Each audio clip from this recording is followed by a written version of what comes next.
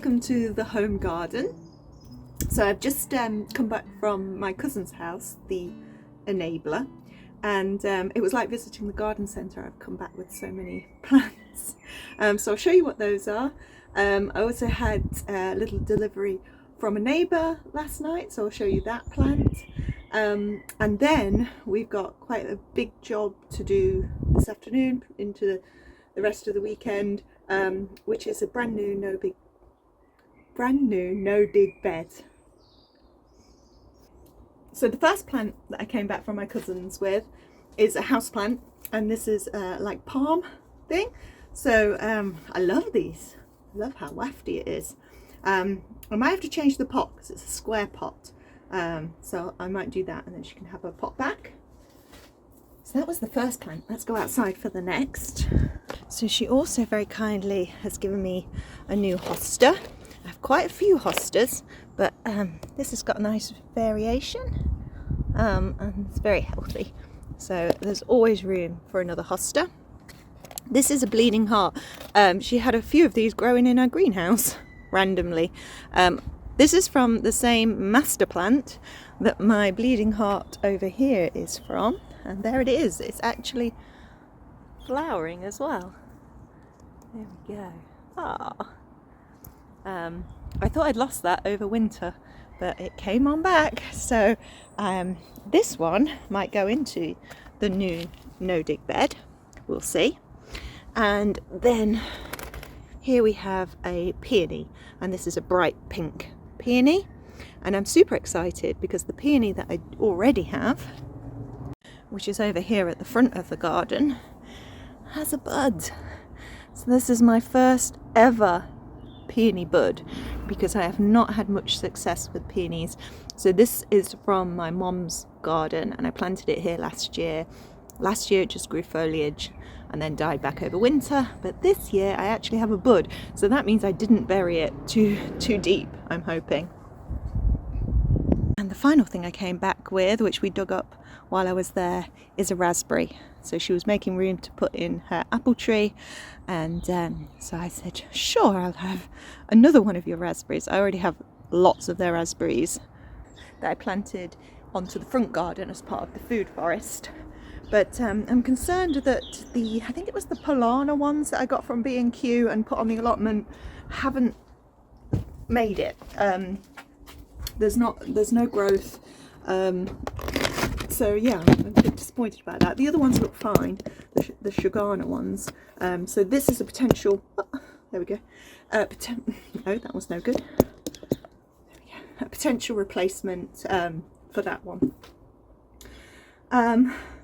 The other thing you saw me bringing out, it's tomatoes. So the tomatoes are having the days in the greenhouse now, so they get maximum light, and it's actually warmer in the greenhouse now in the day than it is in my living room.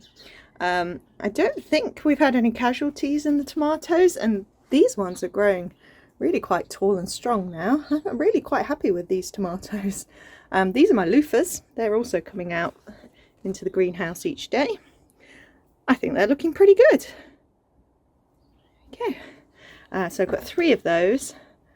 Hello, little pollinator. Ooh, you're a weird insect. Whoop. And then the last thing to show you is all of this saxifrage that has been dug up from my mom's garden and is destined for the new bed.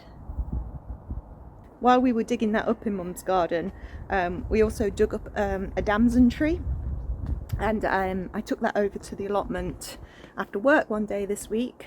Ooh, there's a big bee. Let's try. Oh, smashing itself against the glass. There's the big bee, and there's the weird thing. Here comes the bee. Hey bee, go on to the other side where all the pollen is. Woo! The bee has departed. The weird thing is still here. Dug up a damson tree, took that down to the allotment after work, and popped that into the ground in the perennial bed, so it's kind of diagonal from sorry, I just saw one snail and then a second snail. You guys, come on. Any more? Oh, 4, 5.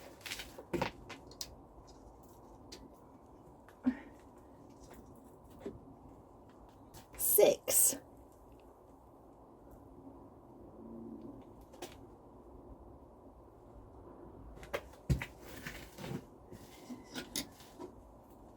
7. Ooh, they're doing that. Oh. Oh, that's gross. They do that thing, don't they, where they let the slime out. Right, what was I saying? I keep getting distracted. I put the damson tree on the allotment diagonal from the opal plum tree, which isn't looking that great. I don't think there's any leaves on it yet, but the damson looks very healthy. That is not on any kind of rootstock, so I'm going to have to keep my eye on it and make sure it stays pruned and a manageable size. So I did that this week, and I did quite a few things this week, but I didn't film very much of it because it was kind of little bits of time where I could fit it in between work and stuff, because we have had quite pleasant evenings. So the bigger thing that I did this week was to clear the bed around the pond. So because my mom dug me up that saxifrage, I needed somewhere for it to go, and where I wanted it to go is round the pond. But as with so many patches in this garden, it had plastic underneath the soil. It wasn't weed suppressing membrane, it was actually a thick plastic, so it did pull up really easily. The first thing I did was take off all the ornaments and potted plants that were on there. Then I pulled up all the plants that I wanted to keep. So there was snow in summer, there was some more saxifrage, there was a kind of sedum. So I pulled those up, and because they're all kind of blanket plants, they do just easily pull up. They kind of sit on top of the soil almost. Then I weeded it. Then I pulled up all the plastic membrane. I spread the topsoil that was on top of the plastic membrane around the area that was then cleared, but it did have a lot of weed roots in, and I was a bit unsure whether they would just sprout straight back into weeds. So then I covered the whole of the area with cardboard. Then I'd had another delivery of grass clippings from the church, so they went on top as well. And then I stopped because the cardboard, some of it was wet, some of it was dry, but we were forecast rain. So I just let it sit. It's been rained on. So now, actually it's starting to dry at the corners a bit. Might have to wet it again. But most of it is sufficiently damp that I can now cover with compost. I want ericaceous compost because I want to put those heathers in there that I got for free, and from the garden centre, and also my camelia. That's going to go in there. I think the bed is going to be mostly whites and pinks. So other things that I want to put in there, actually I'll take you behind the greenhouse and show you. One of the other things I did this week was have a good clear out of the greenhouse, so that all the things that were overwintering in there have now come out, and these are the ones that look to have survived. So my Astromeria thingy thing, that's just the bulb lasagna that is waiting for the next round. My salvias are okay, they're in there as well. My tree peony, look at that go. I think I want to put that on the front. That's a yellow flower. What else came out? Oh, there's another salvia. But these were out here anyway. These were the geraniums, so I'm not sure what colour those ones will be. I think potentially purple, but this seems to have a pink flower. This is a different variety to this one. The leaf is very different.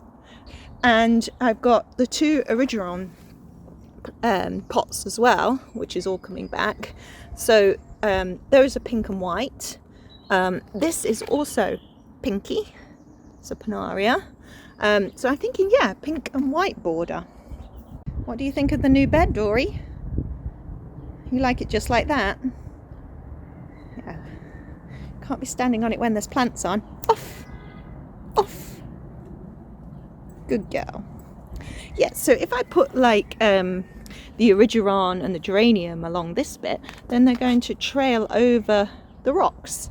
And I think that'll look really pretty. Right, I seem to have explained that at great length. I suppose I should actually do it. Right, gloves. It's always a bit worrying when the dog's wagging her tail, looking under there. Is there anything under there, Dory? What's under there? Perhaps best not to look. Let's get out.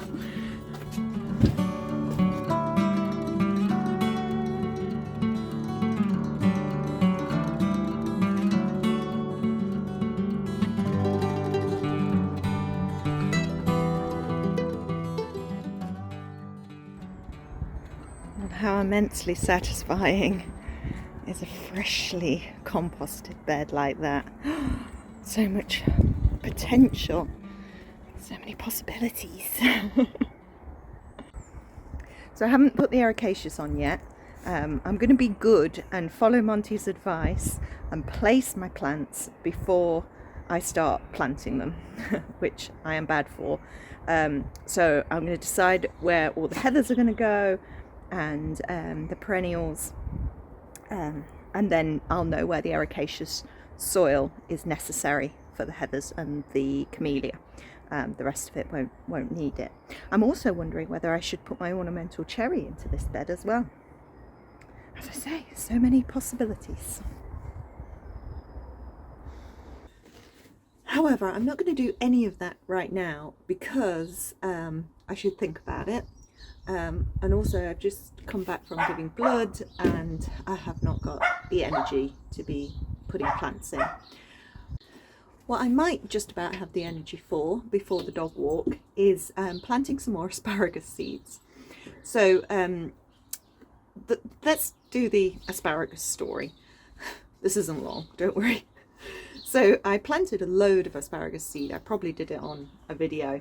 And I thought I only had 3, which are already out there, which are in here. But those are not asparagus. This is asparagus, but surely they are not. They're just some random thing that came up. So when these 3 came up, I pricked them out and potted them on and got rid of the rest. And then a few days, a week after, up comes the actual asparagus. So I'm not sure how many seeds I wasted that would have germinated. And I have no idea what this is, but I'm continuing to grow it. Anyway, I have 1 asparagus, which is not... it's not enough. So then when I was at the garden centre on Monday, on the way to work, I actually went to 2 garden centres on the way to work on Monday, they had asparagus, bare roots, and there were 2 in a pack for reduced to £1 because it's coming late in the season for planting now. So I bought those. Now they were very small, but I did the traditional method of planting asparagus and I put it in, well, they really want sun and this is a rather shady bed, but it's also a bed that nothing else seems to be working in, so might as well give these 99p asparagus a go. So it's the bed at the very back of the garden in the 4, which was the old pond. I dug a trench, I put a mound in the middle, I straddled the asparagus over the mound and then covered. And that's supposedly how you plant asparagus, bare roots. Did I water them? I don't remember watering them. Oh well, we've had a lot of rain since. Maybe I'll give them an extra bit of water. Something's certainly interested because it keeps digging a hole in the area. I don't think they're after the asparagus. I think it's just because the earth has been disturbed. Anyway, that was the story. So now I've looked up how to germinate asparagus seeds, and apparently it's a good idea to soak them overnight. So these have been soaking since yesterday morning, and it's now evening of the following day. So they've had a good soak. You do plant them one per cell apparently, which I did last time, but clearly was impatient and threw them all away before they had a chance. No, my continuing problem of not having enough trays continues. I have got like trays, but not cell trays. When I put these sweet peas out, I can use that one, but these need going because they've been soaking too long already. So when I took the heathers out of the tray that they were sitting in, I thought, that's a pretty decent tray, I could use that. They are quite big, but I'm just going to go for it. I found several snails and slugs nestled in these bits, but got rid of them. I have 2 of these trays, but I think I'm only using 1. Hopefully this maths works out. Okay, let's do it.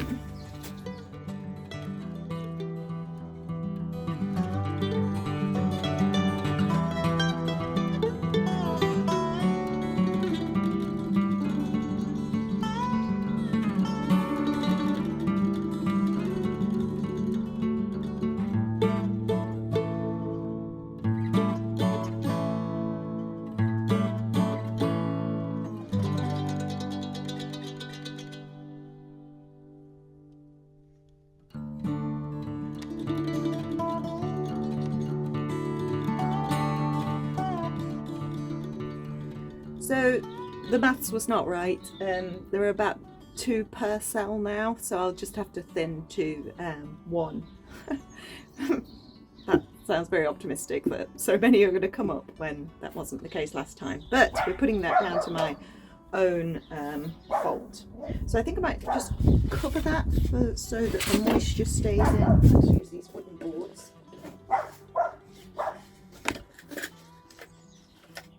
There we go. And they can stay in the greenhouse. I'm not going to put them in the house. They will do what they do.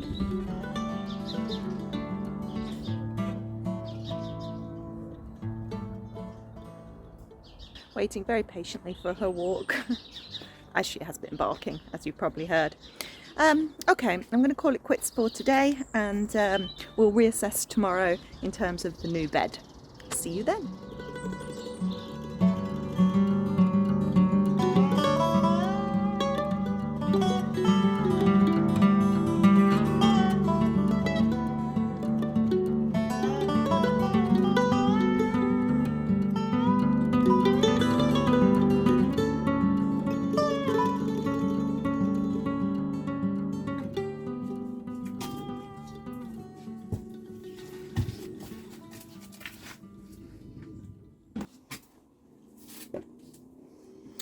Good morning.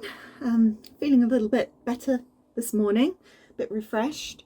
I brought out my tomatoes, I've done my slug hunt, the aubergines are in here, and I've just brought out the only 2 emerald kales that germinated. So I did say when I planted that Sarah Raven seed, we shall see. Well, there we go, that was a whole packet. Anywho, I've got 2. So I want to prick those out and pop them on and free up that tray for something else. But of course my big job today is to get on with the bed. And I had a little think about it last night, and it occurred to me with my white and pink theme that the cafe au lait dahlias could go in that bed. How fantastic would that be? Big statement flowers right there around the pond near the front of the house where they can be seen. So that's the plan. It's got to completely go to pot. But yeah, I've actually got to get on with it.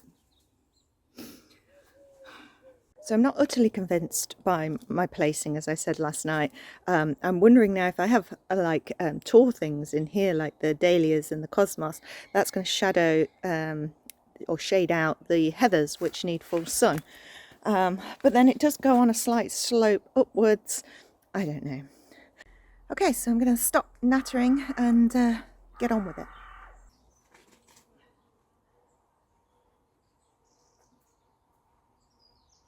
So I've just created a line of ericaceous compost all around the margins of the back of the border. And then I'm going to plant the heathers into that with some ericaceous compost underneath their root ball as well. Hopefully that'll be enough acidic soil to keep them happy. Then I'm just putting some of the ericaceous soil in, and then you can see how root bound these poor little heathers are. There we go. I mean, oh, poor thing. So again, I'm just using the hori hori, and I don't know whether this is a brilliant idea, but those roots will just stay like that if not encouraged to send out some new growth. So I'm just scoring along the sides, not too deep, on an angle. Don't know why on an angle, but that's the way I'm doing it. And then the bottom, scoring, it's a checkerboard, and then just kind of teasing the bottom apart a little bit. But yeah, it's just a mass of roots. So as I say, I don't know quite what the survival rate of these poor things is going to be. Okay, so in he goes. Firm him in. I'm doing them about, see there, about a foot apart. I think heathers do need, I think ideally you would do 2 foot between. But as I say, I'm not sure how many will survive, so maybe if every other one survives in an ideal pattern, it'll be perfect.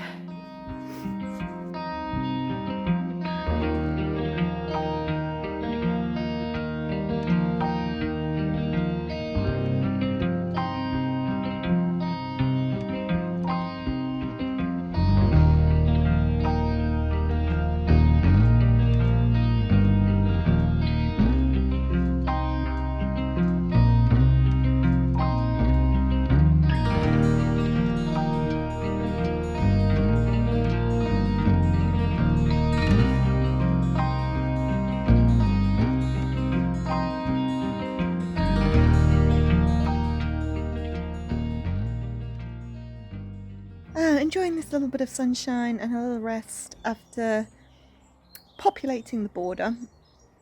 So I've put in, I think, everything that I earmarked to put in that's ready now. Obviously the dahlias and cosmos aren't ready to go in yet. Please lower your expectations, because it does look a bit of a mess. But everything needs to fill out, obviously. You know, this is not my forte. None of this is my forte. But yeah, I tend to just bung things in a bed and kind of see what happens. This is the first time I've really consciously tried to colour scheme.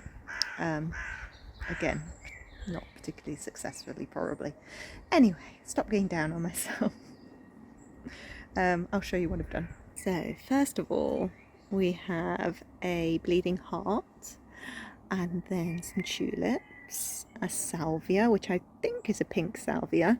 I had a few pink and blue ones last year, and I'm not quite sure which is which. I had 2 primula that weren't doing very well in their pots anymore, so I put those in. Then the camelia, then a couple more. Meantime, around the edge, I've gone every other one, erigeron and saxifrage. I'm not sure how they'll combine, whether one will swamp the other. Probably the saxifrage, that's quite a spreader. I've also put the snow in, oh, I've gone up a bit, just chatting away. I put the snow in summer there as well, and then in 2 more patches there. There's the ornamental cherry, that's what I was trying to say. That's that little pink flower one whose name I've forgotten now. And there's the geranium, like the cranesbill geranium, which I remembered what they were called. Oh, look at the little flowers on the saxifrage. I love them. So yeah, that's how it's looking. As I say, it's a bit messy. Oh, I did do some other things on the other side as well. So as well as putting the little heathers in there, I put the sedum thing there, and I put some of the snow in summer at the back as well. I've just kind of laid that on and pressed it down because it's shallow rooted, so I'm hoping that works. But yeah, and then the fig tree is nestled in the rockery. Oh, Dory's decided to have a nap.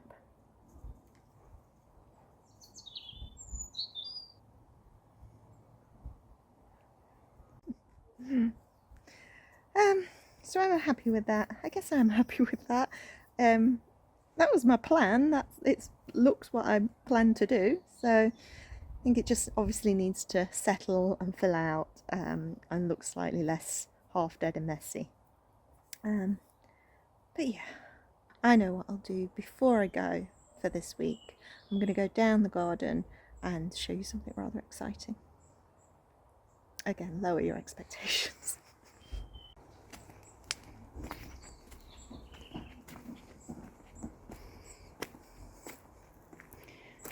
So, do you remember my carrots?